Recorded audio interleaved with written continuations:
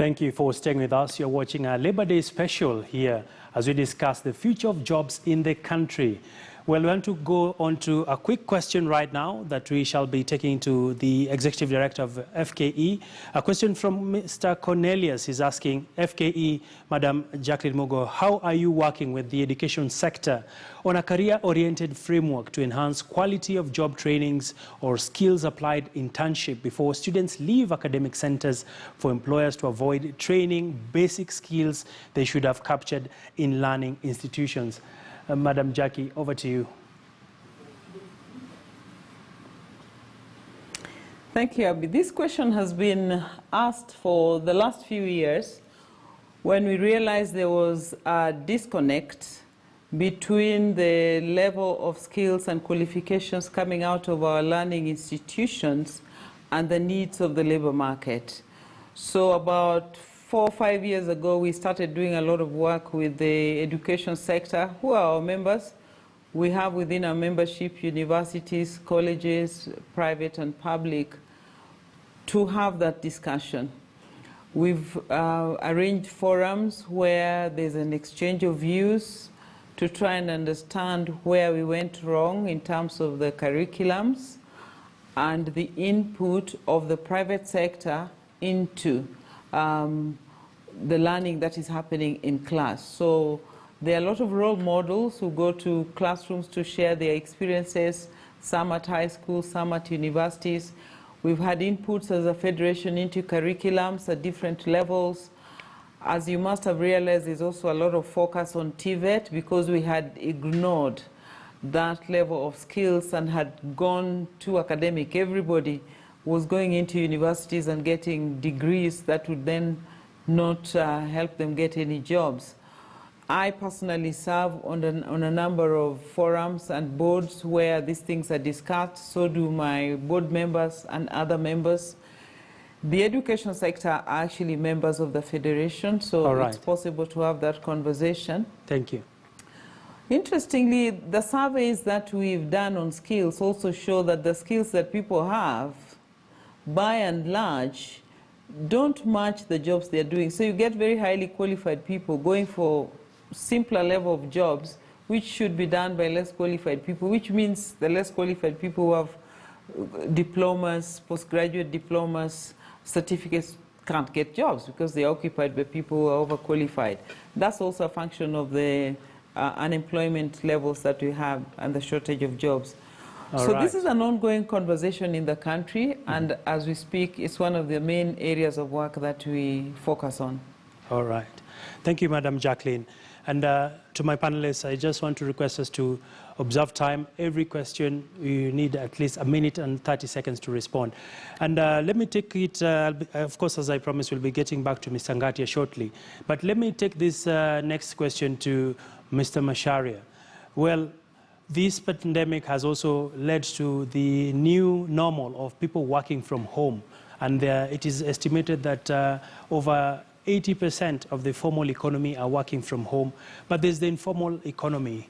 And from where you sit, what other jobs might come out of this situation, especially now that we're seeing a number of jobs that might be of interest in the developed world? I think, Abby, the quickest win should be in technology, medical, and local manufacturing, particularly in the area of food and apparel. If we can be able to jumpstart this economy, particularly manufacturing, then it will have an impact on tourism because people will have money to spend, and then we'll see a lot more domestic uptake in our tourism sector.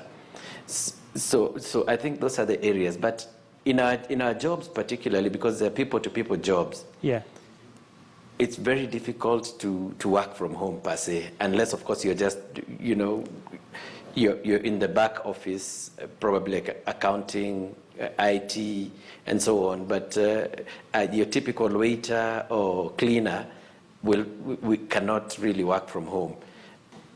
All right. But there are some opportunities outside here that would help push the industry. Very interesting sentiments. Mr. Ngatia, what areas do we anticipate jobs to come out? One of the things we anticipate in terms of jobs and the creation of jobs is, first of all, to adapt and make sure we adapt the e-commerce. That means that we, even from home, can be able to do business across our region. We can be able to support people across the African continent, and that is a creation of job. We need to look at, for example, e-health, where you can do your work at home. Doctors can be able to diagnose patients or have doctors talk to their patients while their patients are at home. They can be able to connect them through other labs and pharmacies. We need to adapt what we call e-learning and as well automation. These are the opportunities that are available now, that have been available now. I want you to look at, for example, Italy. You look at US. Part of the health system has been crushed, and therefore we are also looking at export of labor. Our expertise that are here locally can be able now to take opportunities to get that, while we also preserve our expertise to also take care of us. Why we have not been hit hard, Mr. Agena, in terms of this COVID is because we had prepared as a country before. What has happened is that other countries globally, they have bought medical devices but never use them because they never get attacks in terms of malaria, in terms of Ebola. Now, for us, you will find that most of the hospitals are very well equipped and prepared across all the counties. Now, in terms of providing jobs and markets, we need also to look at making sure that there is integration. Your 2 minutes is over, Mr. Ngatia. Thank you. Thank you for your comment. Let's take some questions on our Slido platform. Well, some very interesting questions you are sharing back at home. Let's take a question here from Engineer Kenneth Onyango. He has a question to Mr. Twoli. Mr. Twoli, congratulations for the good work you are doing fighting for employees' rights. As you are aware, employers have slashed workers' pay by as much as 50%. Kindly confirm the actions or steps you took to protect workers against such blatant disregard of individual livelihoods. The next question is from Josek Kwea Olala. Same question to Mr. Twoli.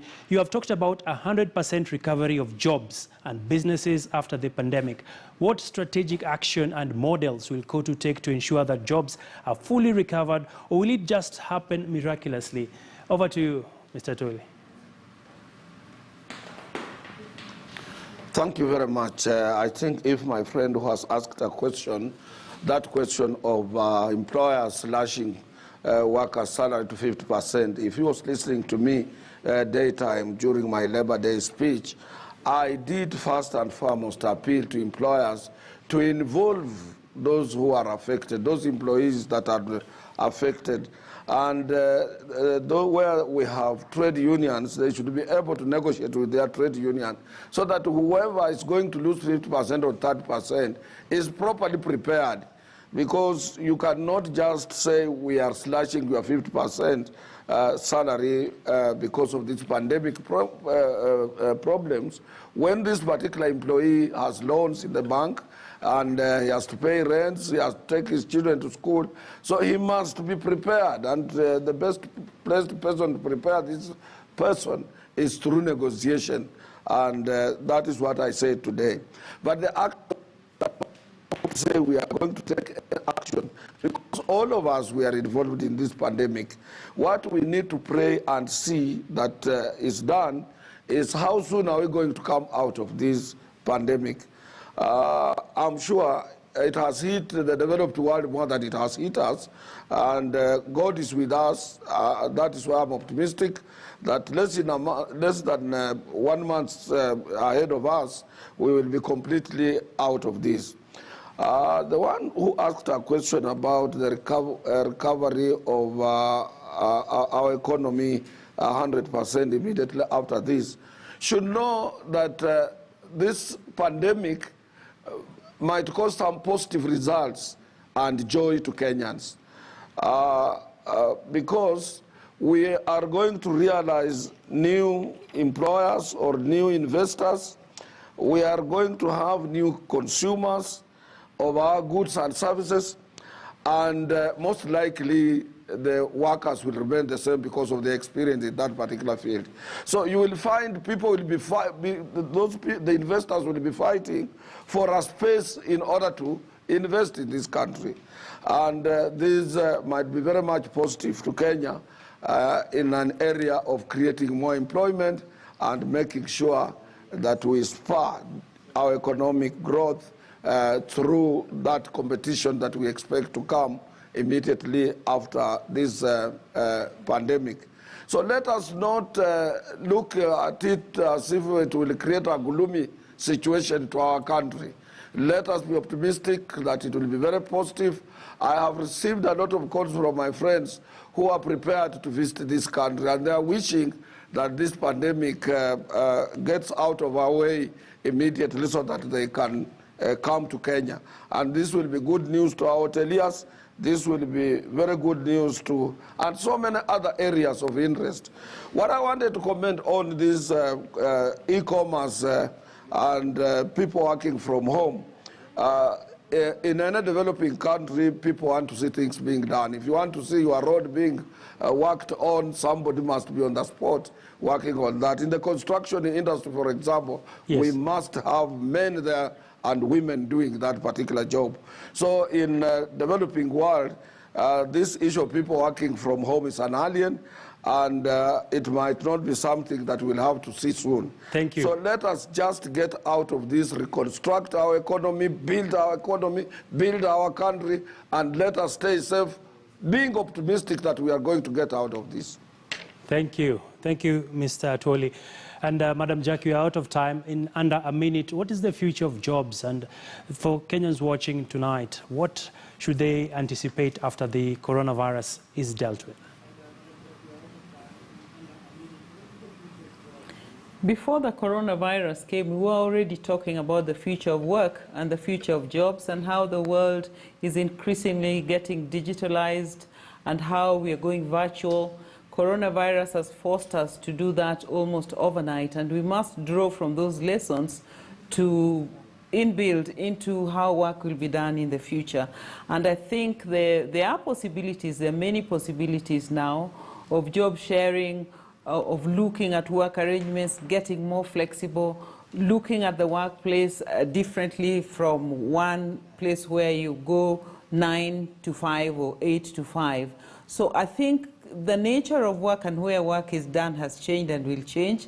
We will have easier meetings because we've learned we can all use Zoom now. Maybe that will cut the cost that we spend on travel and ease the stress on people. In fact, I think a lot of companies will opt to give employees the option to work 1 or 2 days from home where that is possible. Not all jobs can be done from home, but some can be. The challenge on every individual is to then scale yourself to meet this new normal that is the nature of work that is flexible and changing all the time.